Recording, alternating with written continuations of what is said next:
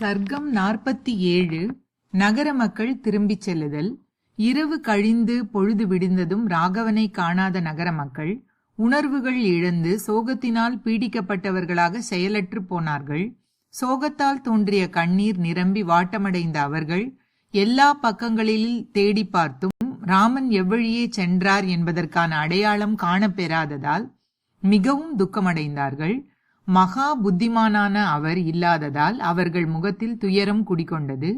புண்ணியாத்மாக்களான அவர்கள் மிகவும் இரங்கத்தக்க நிலையில் தங்கள் மனம் படும் பாட்டை பின்வரும் வார்த்தைகளால் பரிமாறிக்கொண்டார்கள். நம்முடைய நித்திரை நாசமாகப் போக அதன் வயப்பட்டு நாம் மெய் மறந்திருந்ததால் தானே அகன்ற மார்புடையவரும் பெரும் தோழருமான ராமனை காணாமல் இப்போது பரிதவிக்கிறோம்.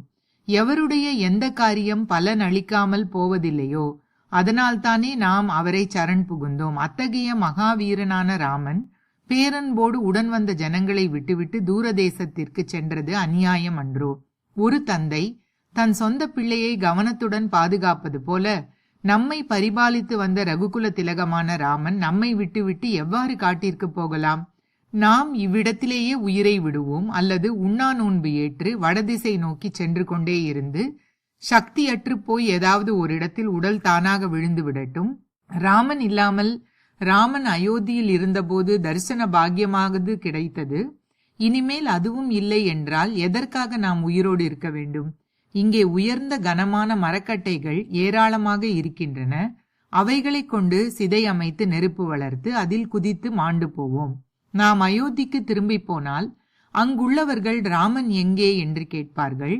எவரிடமும் வெறுப்பு கொள்ளாதவர், இனிமையாக பேசுகிறவர், ஆண்மை மிக்கவருமான ராமன் தாங்கள் அழைத்து சென்று காட்டில் விட்டுவிட்டு வந்தோம் என்று சொல்லத்தகுமா? வேறு என்ன சொல்ல முடியும்?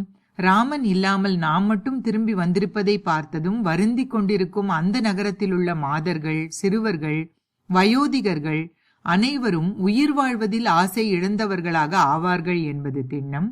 எப்போதும் ஆத்மாவை தன்வசத்தில் வைத்திருக்கும் மகாவீரரான அவருடன் கூடவே புறப்பட்டு வந்த நாம் அவரில்லாமல் மீண்டும் அந்த பட்டணத்தை எவ்வாறு காண்போம்?